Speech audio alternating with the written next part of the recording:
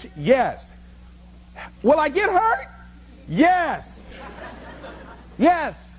See, a lot of people won't try anything different in life because they don't want to get hurt.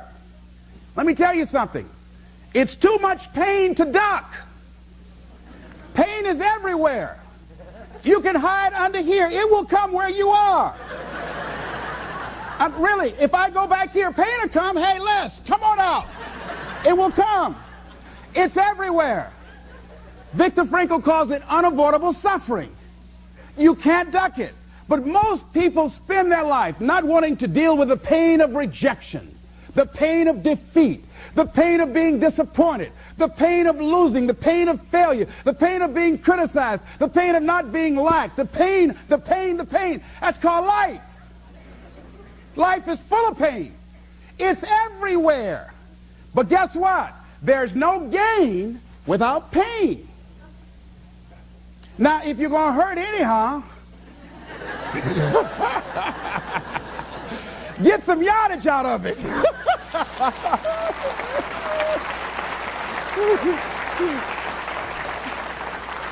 Because it's the pain of regret that you experience. If I had it to do over again, that's a pain. Don't you know that's something? When you know, I was in a seminar once and this lady stood up. If I had my life to live over again, she talked about all of the things that she would do. And you can feel the pain of regret in her voice. The pain of regret. She still experienced pain. She was trying not to experience the pain of defeat, the pain of disappointment, the pain of loss, the pain of lack of support. And she still experienced pain. It was right there. We can't get around it. Most people are governed by their habits, their fears, and the opinions of others. A lot of people never try anything differently because they have been convinced by people in their lives that they value that they can't do it. They're living within the context of the opinions that other people have of them, the low expectations. Many people doubt themselves because when they thought about doing something at some critical point in their lives, somebody they respected and honored, somebody they believed in, somebody that they loved, someone they trusted said, you can't do that. And they accepted that. That's why I didn't go off to college. I had an instructor that I believed who said, you're not college material, Mr. Brown. You're not as smart as your brother Wesley or your sister Margaret Ann. You're not college material. Why don't you try and get you a job at the post office? Try and do something with your hand, or go down to the Miami City Sanitation Department and see can you get a job there. Or why don't you try and go into the Army? I took that test, Mr. Tellers, already. And what happened? I failed. I told you. Anybody fail the Army test, you're really in trouble. So I went down to the sanitation department to try and get a job because that's what I believe was possible for me. As you look at your life, ask yourself the question, what would your life be like? What would your life look like if you decided not to care what people thought of you? What would your life be like if you decided to give up some of your fears? What would your life be like if you decided to become courageous? What would your life be like? If you decided to act on your dream, if you did what you felt in your heart. You know what courageous means? Tom Rusk and Randy Reed said. They said that courage comes from a French word which means of the heart. How does it feel to you? He says that courage, you know, it takes courage to live. Says most people go through life not allowing themselves to step out because they don't want to let go. They don't want to be blown around. They don't want to be moved. The courage to face life's whirling wind of contradictions. The courage to love yourself. The courage to love. For years, I was afraid to love. The courage to take a chance. The courage to be who you are. He says, courage isn't for somebody else, for medals, applause, or moral debts. Courage is what at that moment feels most right for you. Not just situational ethics, but what feels right in your heart, the word of the heart, what feels right in your heart. One great philosopher says, cowards die many times before their deaths. The valiant never taste of death but once. What does that mean? That valiant people aren't afraid? No, no, no. It means that they experience that fear and they move forward.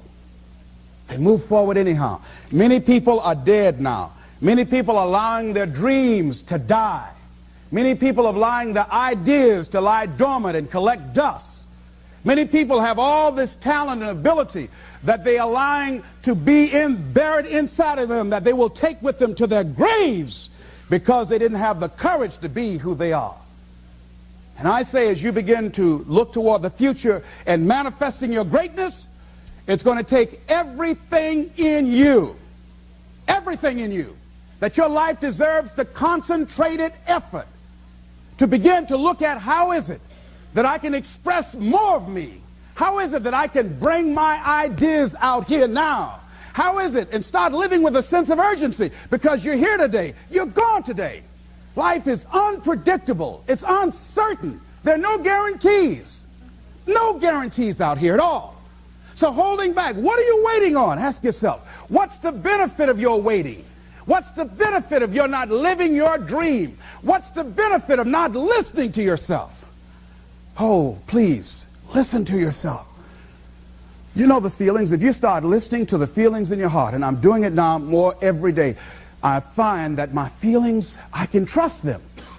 And I say to you that as you look toward the future, you look at life on a daily basis, if there's something that you have been given, if you've heard something within yourself that you know that what you're doing now doesn't fit for you, it doesn't work for you, it's not giving you what you want, and there's something else that you want to do, don't allow that inner doubt in you to talk you out of it, to build a case on why you can't have it, to tell you why you're not good enough. You ignore that inner voice and all of the external voices. Don't judge the possibilities for what you can do based upon the circumstances, because the circumstances won't determine who you are. Don't determine what you're able to do based upon your resources. Don't determine what's possible for you based upon where your life is right now. Where your life is right now is not you. That's just what it is right now. But the possibilities for you are unlimited. If you're in a rebuilding process, it's unlimited. If you're coming back from adversity and devastation, it's unlimited of what you can do. That's the capacity of human beings. It doesn't matter how many mistakes you've made. It doesn't matter how many flops you've had. It doesn't matter how much money you've lost. In fact, I see it only as an investment of what you learn from life. Not losses, but investments of what's possible for you. And I say to you that once you start listening to yourself, and as you begin to act on your dream, as you start just trying to find your way, doing what you can with what you have, you will start seeing things opening up for you. You'll start attracting people. You say, where'd they come from? Things will start coming together, clicking for you. You say, whoa. You start brainstorming. Ideas will come out of nowhere as you focus on it. The key to it is to begin to focus on what it is you want to do. Why, Les? Why is that important? Because as you focus on that which you want to do, that which we focus on, that which we give our energy to, it will begin to multiply. It will begin to expand. It will begin to develop your consciousness. And out of that comes your greatness. Out of that comes a commitment. Out of that comes a passion for life. Out of that comes a special power that you have in you that you haven't even called on yet. See, the powers that we have will never reveal themselves if we don't challenge them, if we don't put ourselves in a position where we have to use them. So one of the most important things is reading a book that's a really interesting book called Instant Millionaire, and the guy said, put yourself in a position where you can't retreat, where it's do or die, sink or swim. Here's what you'll find out. You'll develop incredible swimming skills. Or swallow half the pool of life. You'll find yourself stroking unlike you've ever seen before. through the inspiration of desperation, you become more creative than ever before. So what is it? How do we handle that whole piece? Throw your whole self into it. See, most people go at it tentatively. They don't give all their stuff. They don't concentrate.